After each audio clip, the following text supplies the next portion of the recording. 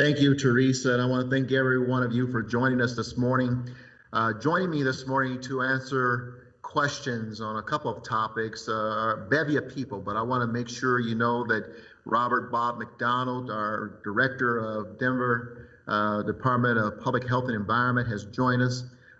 Director of Public Safety, Murphy Robinson, has joined us. Police Chief Paul Pazin has joined us, and Sheriff Elias Diggins has also joined us. I also want to acknowledge that Britta Fisher, the Executive Director of Housing and Opportunity, Sustainability and Opportunity, has joined us as well. And I want to thank them for being here to answer questions as necessary as we go through today's press briefing. We're going to start with COVID. We've had several weeks of really encouraging movement. Thanks to all of the people of Denver for continuing to wear masks, maintain social distancing, avoiding large crowds, working from home when possible, when washing their hands as frequently as possible. Our numbers are really trending in the right direction. Over the last few weeks, we've cut the average number of new daily cases in half. We're now seeing an average of fewer than 40 new cases a day. That's wonderful news for us. Our positivity rate is below 3%, and our hospital capacity remains strong. While most of you are really doing your part and complying with public health orders, we still have some folks who aren't. And that's why we've stepped up enforcement. This is not the time for us to ease up. We are not out of the woods yet, and so we want to continue to really encourage people to do what's necessary, comply with the orders, and do what we've been doing. And again, that includes wearing our masks, washing our hands, social distancing, avoiding large crowds, so that we can continue to trend. This is a health and economic imperative that we continue along these trends. Now, we've set up this time for an update of COVID-19 response, and we will answer questions on that specific topic. But we're also clear that in addition to COVID public health crises that we're all facing and experiencing, there's also growing public health and safety concern connected to crime and community relations with law enforcement. Denver is not alone in this experience. It's happening in cities all across the nation. And we should not be surprised that with rising unemployment and despair, there is an increase in crime. They typically go hand in hand. Dysfunction and paralysis in DC isn't helping us at all. But in Denver, we recognize we're not every other big city. We have our own record and approach to addressing crime, youth violence, public safety, and reform. Our residents rightly want to see law enforcement that is fair and just, not tainted by racial bias, and focused on crime prevention as much as crime apprehension. It's clear to me that many of our residents don't know what Denver has already been doing, so corrosive, ill-informed proposals calling for defunding and abolishing the police department are making their way into the public discourse and even into the deliberations of City Council. There's a right way and an informed way to legislate. There are also destructive ways to abuse the legislative process under the guise of advancing public conversation. And we owe the people of Denver better than that. So today we're going to spend some time sharing what we know about the increase in crime in Denver and how we are addressing this challenge. We are also going to go over, in some detail, reforms and public safety innovations that separate Denver from most other cities. I have spoken to a lot of people on both sides of the issue of policing in our nation and in our cities like Denver, Colorado. I've also had conversations with those who are calling for defunding the police and trying to get to the heart of really what they're calling for or asking for. And during those conversations, many of which have been very thoughtful conversations, they've shared their interest in separating the delivery of human services from crime fighting and vice versa. But unfortunately, it's a label that doesn't really inform, and worse, it has emboldened some to push for measures that will erode law enforcement, undermine the morale of our officers, and make public safety worse for our communities and neighborhoods, particularly our low-income communities where there is already tremendous challenges with regards to crime.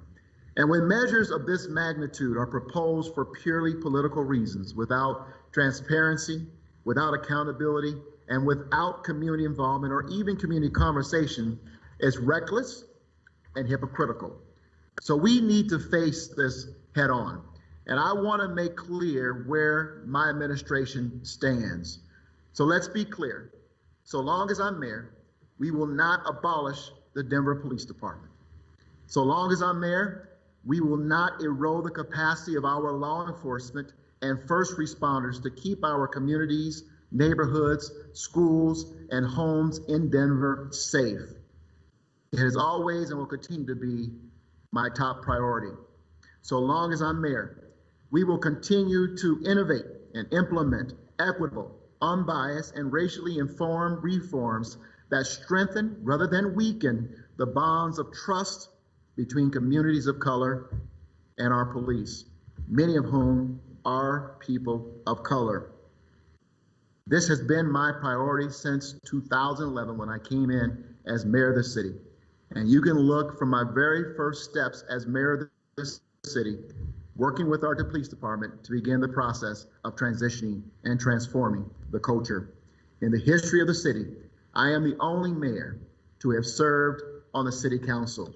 And so I want you to know I have a very healthy respect for the legislative role. I know the challenges of the jobs of members of city council and the importance of being connected to their districts. I know they want to do what's right by their residents. Part of doing right is being aware of what has already been done. Denver is a national leader when it comes to innovations and reforms in law enforcement. They haven't been cosmetic changes either. They have been comprehensive, structural reforms to improve both accountability and the way we protect the safety in our city moving forward. I want to share some of the things that we've done. We have mandated the use of body cams for both on and off duty police officers, for SWAT officers during tactical operations, and now sheriff deputies this year. We implemented mandatory implicit bias training for police. We've begun strategic recruitment of police officers with an emphasis on diversity and different life experiences. We created an internal system to identify officers who may not be violating policy, but whose performance and interactions with the public warrant our concern. We require reporting on demographic information of all police stops. We eliminated some jail fees and cash bail. We decriminalized marijuana, public consumption tickets, and launched the Turnover a New Leaf program. We adopted sentencing reforms to limit fines and jail time for low-level quality of life crimes. And I want you to know we've also went to the process of transforming our county court bench. 9 years, in 9 years in this administration, we have appointed a more diverse, empathetic county court bench. And that bench has launched a supported multiple specialty courts, including homeless, sobriety, and drug courts. In the police department, we banned choke and strangleholds and shooting into moving vehicles, among many other use of force changes. We increased the authority of the Office of Independent Monitor, required retention of body camera videos recorded in the Denver jails. We've improved police disciplinary process, and the Denver police have a duty to intervene. There is now mandatory de-escalation tactics in place because we recognized several years ago that this training was critical to reducing instances of excessive force. We have new de-escalation training for firefighters and paramedics, significantly increased community policing. We launched a new support team assisted response pilot program, better known as STARS, to team up unarmed medics, medical health professionals, and navigators to help those in need of help. Thank you, Chief Paul Payson, for championing that program. We started and expanded our co-responder program, a national model, one of the most heralded efforts around the nation. And I have spoken all over the country on this program because Denver was one of the first cities to place social workers and clinicians in the cars with our police officers. We've established a case manager hub in every police district to better connect people in crises with medical, mental health, and other services. We've begun preparing for upcoming opening of the Solution Center Crisis Stabilization Center in our city. Again, finding better ways to help those who might be in a mental health crisis in our city. Added after hours and weekend navigators to help released inmates connect to housing, transportation, mental health, and other supports. This, again, are critical steps. And we created a progressive community-shaped use of force policy for both the police and sheriff's department. We required all police officers to file detailed use of force reports whenever they draw their weapons. And we initiated police conduct investigations even without a formal complaint being filed. We also recognize that public safety in Denver is guided by our opportunity index, so we can get to the root causes of crime and address those challenges and not just respond to the outcomes of it. We are not done. We've recognized we've done a lot, but we also acknowledge the fact that we are not done and we have much work to do. But it does not call for the abolishment of our police department. But as we look to improve on this record, let's not confuse Denver with other cities. Let's look at what has worked and let's continue to commit to making investments. Now I'm going to turn it over to our Department of Public Safety and Director Murphy Robinson to continue this conversation. Mayor, thank you so much. I appreciate it. As I sat reading the letters from proponents and opponents from the proposed bill last night, I was also listening to the Denver Police Department on the radio, and they were responding to shots fired calls on Federal involving more than 100 people in many rival gangs. I felt it was ironic that there was a bill being put forward to abolish the very people that were running into harm's way for our community every day. First, I want to say thank you. Thank you to our police officers who risk their lives every day so that our city may be safe to live, work, and play in. In this global crisis that we're dealing with, multiple global crises that we're dealing with, our police officers have been on the front line protecting our city from violence, but putting themselves in the harm's way from COVID as well. They're the ones that answer the call regardless of the risk and have a rich history of doing so. It was just a few months ago that our community members from all over Denver were going outside and howling, donating food and supplies to the Denver Police Department in appreciation for their services. The stark contrast of what we are hearing from a small but vocal minority of the community today, and it gives me pause. As a Denver native and a lifelong resident, I am not condoning, nor will I support the rush charter change that will be voted for tonight at City Council. There is blatant disregard for the process in place for the City Council legislators to assure the proposed charter changes are representative of the majority of the community.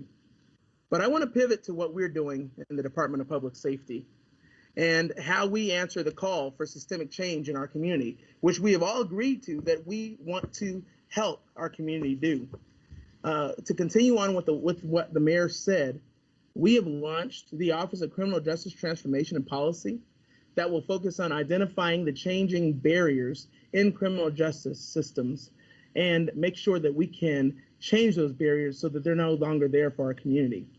We have funded youth violence prevention microgrants in our community. We continue to support DPD in launching the STAR program and modifying the 911 triage system to triage calls that come to us so that we can have alternative responses.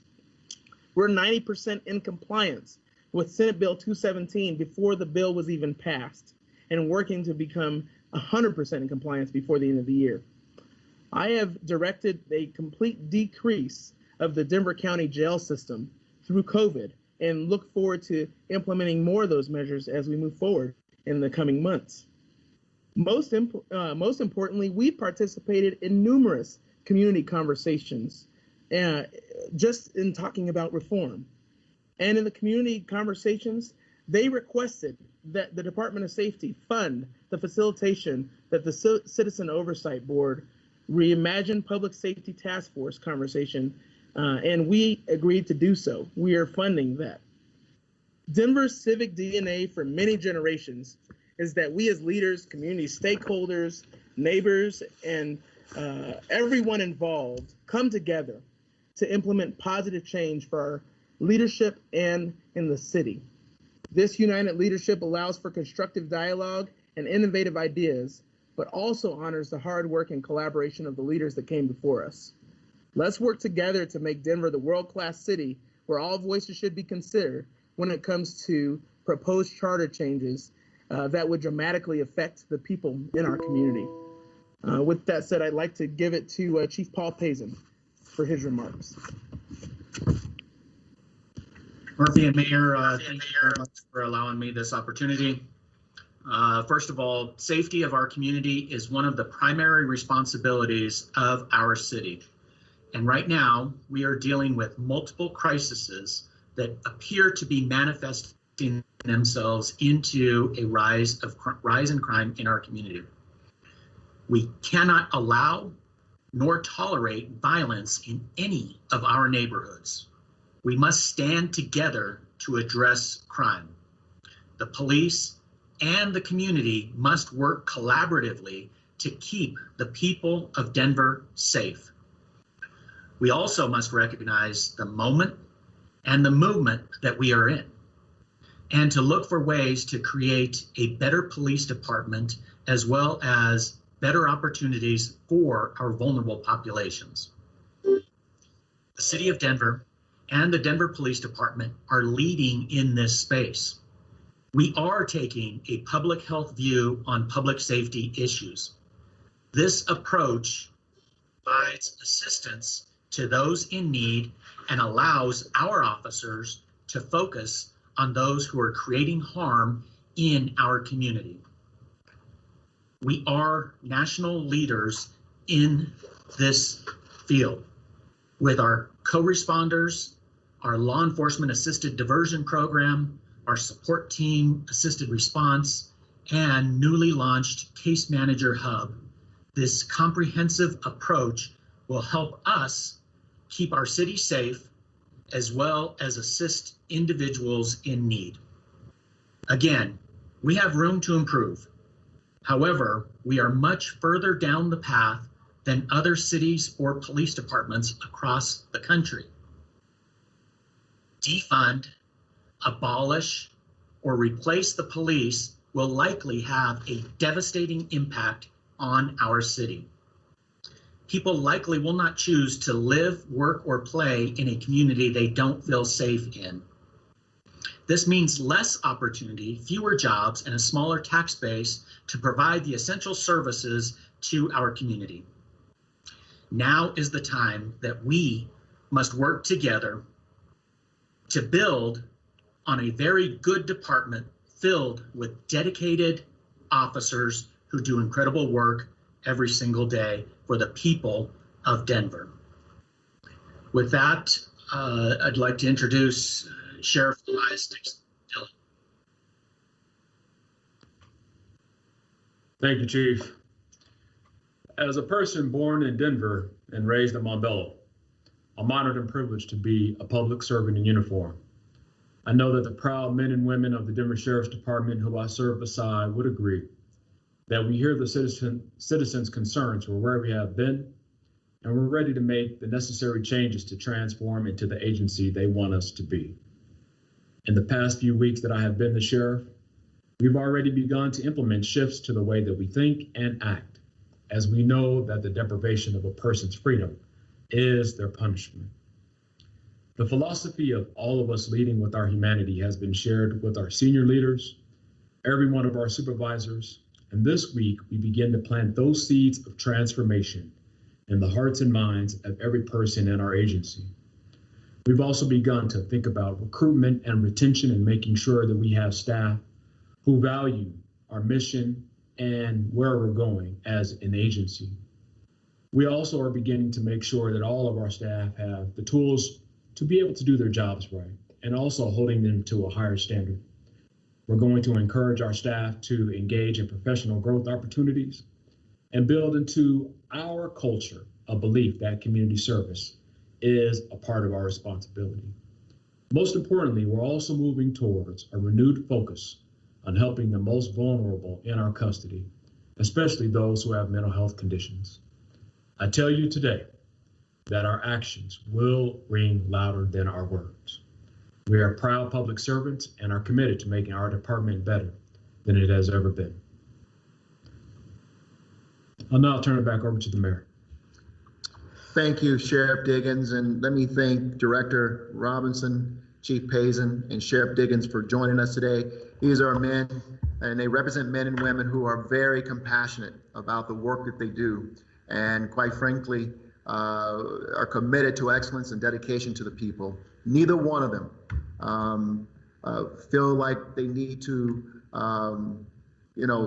depart from the commitment to the values of excellence in policing and law enforcement, but continue to work hard to make sure that we treat every citizen right. We understand the pain the community has felt, particularly certain segments of our community, and we owe it to them to not only make sure the city remains safe, but also we correct that culture that might allow for such actions to continue to be inflicted upon the community, particularly communities of color. Before we turn over to question and answer or open up for Q&A, let me also acknowledge the presence of Fire Chief Todd Bauer, who is on the line as well. Chief Bauer, we thank you and acknowledge the fact that 55 of the City of Denver firefighters are right now on the line in helping to fight wildfires all over the state of Colorado. Let's continue to keep those firefighters, as well as all of the first responders who are helping to try to contain and to put out those wildfires all over the state in our thoughts and prayers as they go forward. Thank you, Chief Bowers. We'll open up for Q&A. Teresa, you're going to facilitate. Sure, Mayor, and I think David from Denver 7 had his hand up first. So David, go ahead with your question. Thanks. Yeah. Teresa, can you hear me? We sure can. Okay, good. Thank you, Mayor, and thank you, Chief Payson. I have a question for both of you, if I can do that. Given the sharp rise in youth gun violence, and of course the shooting on Federal over the weekend is a prime example of what could end up being a record-breaking year for the city of Denver, what is it, gentlemen, that is not being done yet to curb this kind of violence? Chief Payson, I'll allow you to go first on the question. So two things here. First, let me start by indicating the mayor through the Youth Violence Action Table has really given us a leg up on many of these challenges. However, the fact that COVID is impacting our daily life is really limiting our ability for that direct outreach, the direct intervention that has been proven effective in the past. We recognize these challenges. We recognize that this too, youth violence is a public health emergency, and we must work together in order to address this for the safety of our community. Yeah, I want to join the chief in that. I can tell you that as early as last November, December, we started the process of trying to really prepare for what we thought would be a hot summer with regards to our young people. Obviously, COVID does complicate that. We got young people who have been for months, just like everyone else, locked up, shut down without much to do on their hands.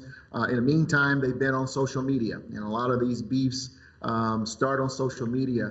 But you see the action table in my administration in partnership with a lot of the youth and youth serving organizations leaning in to create these pop-ups and these safe zones for our young people. This is in partnership with these organizations all over the city. Our youth mini grants that we had actually planned before the start of the year is helping with that effort as well, and we're putting more resources toward that. But I'll say this as we go on to the next question, is that as the chief has said, and I have said numerous times, you know what? The community has a greater hand and ability to stem the tide of youth violence than even the law enforcement does.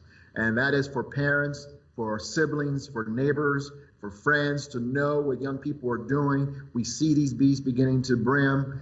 We need to sound the alarm, and we need to ask for help from not only law enforcement, but from social workers and from adults and families to make sure that our young people, we can prevent some of these activities that are taking place in our community. Next question. All right, I see Esteban has his hand up. Go ahead. Hi, Mayor. I just wanted to ask, do you have an update on the Pepsi Center site? Has the city at this point come up with some sort of agreement with the state? I know it's still open. We're almost halfway through August. So can you or someone on your staff provide a little more information about, about that testing site?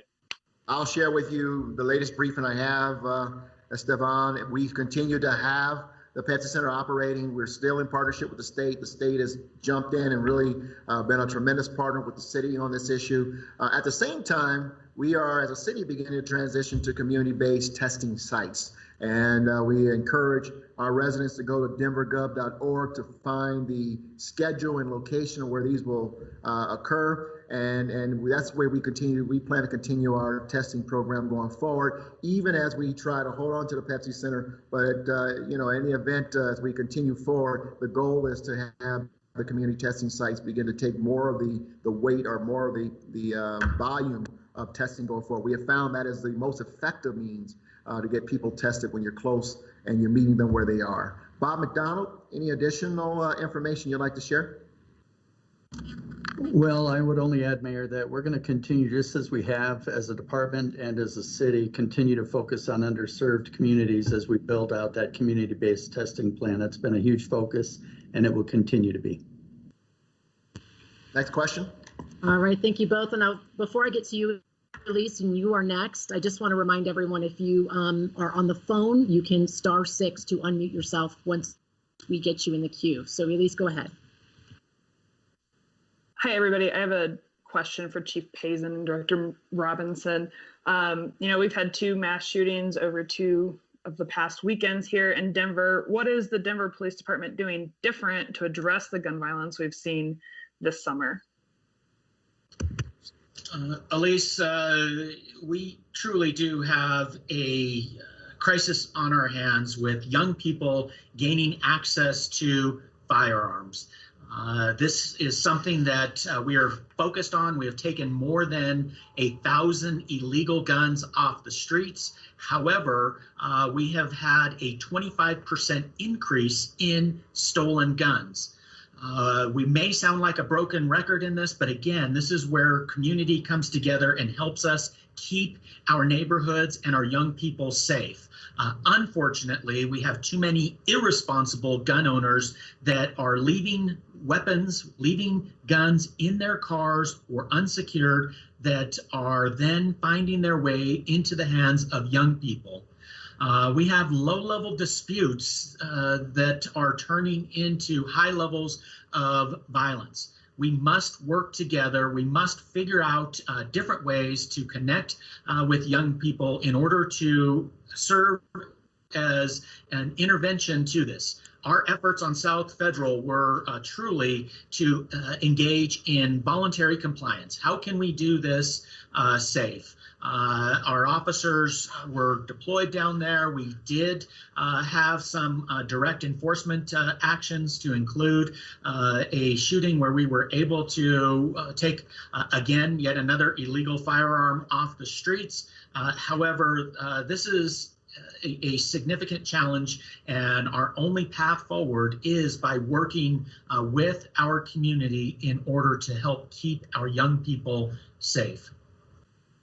And I would say, Elise, one of the ways we work with our community is, as you all know, we have a GRID program, our gang reduction initiative, where we have civilian former gang members out in the community to discuss these and really work with and do outreach with some of the people in gangs, as well as with family members and that community. And so it is important to know that they are out. They are looking at new strategies, but we also must ignite our community, like the chief said, ignite the people who are around these young people who have access to guns, and help them realize that we cannot continue to go down this route in Denver.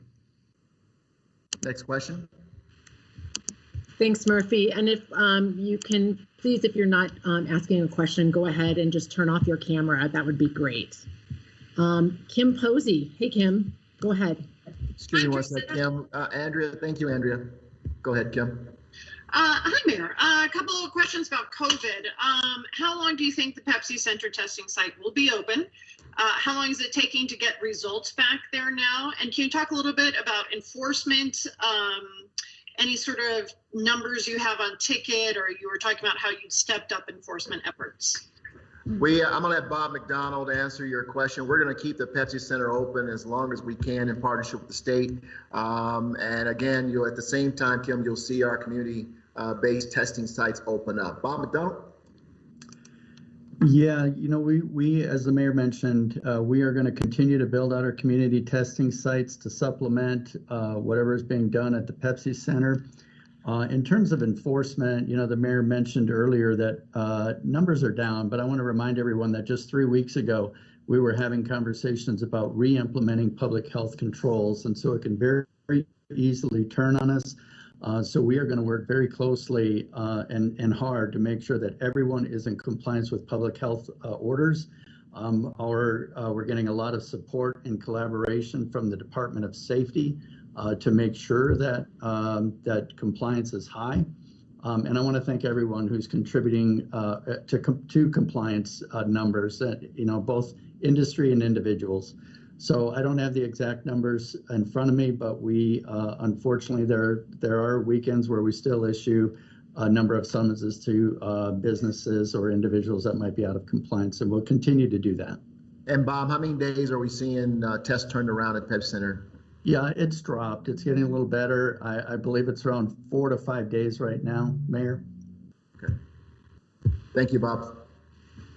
Do we have any additional questions? I know we've gone a little bit over, but I want to make sure that we leave time for anyone else who might have a question. Hear me all right? This is Connor with CBS4. Hi, Connor. We can hear you. Go ahead. Yeah, I have a question regarding last night's shooting. Sorry, let me mute that. Director Robinson mentioned last night's shooting involving more than 100 people in rival gangs. This comes just a few days after the city was warning about illegal gatherings on Federal. Can you tell me more about if these gatherings are new, if these are gatherings that have just been happening, and why last night and other ones may be turning violent?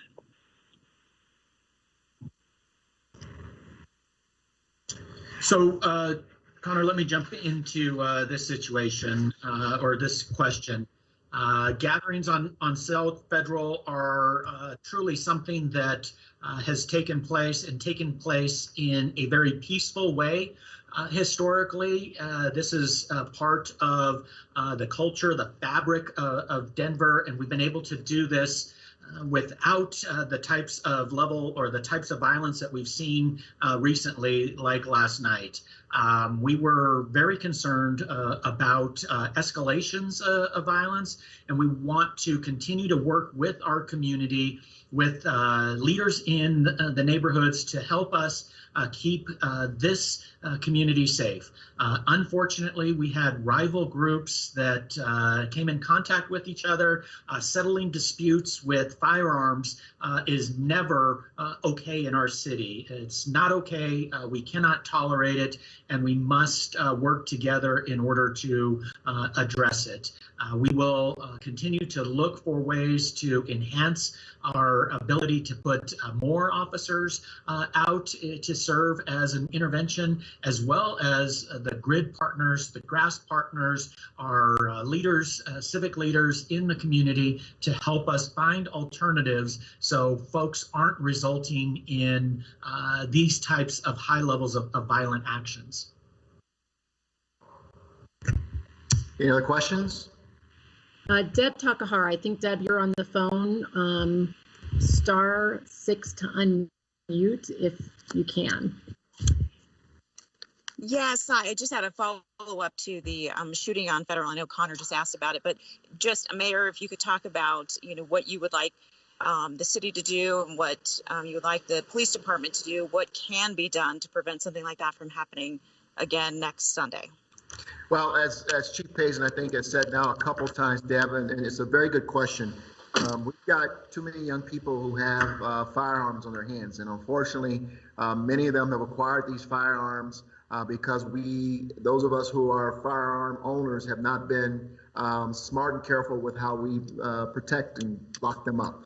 And so these young people are able to acquire them by breaking into cars, finding them unlocked in people's glove boxes, trunks, whatever. And we simply have got to, one, make sure we're doing a better job protecting our guns. Secondly, we got to make sure as community members that we're all proactive and acknowledging if our young people are going to these places, maybe it's time for them not to go for a while and to let things cool off for a while. And so a clarion call to the community is, and I agree with Chief Payson, having grown up in the city, we've known that there has been cruising and gathering along Federal for decades, but they've not always been violent. In fact, most of the days they're not.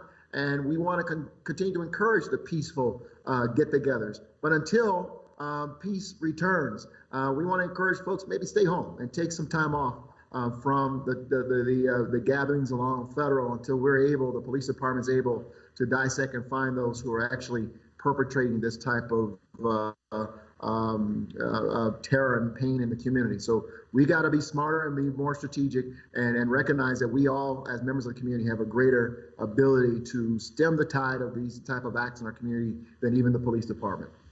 Esteban, we got time for just one quick follow-up before we wrap it up.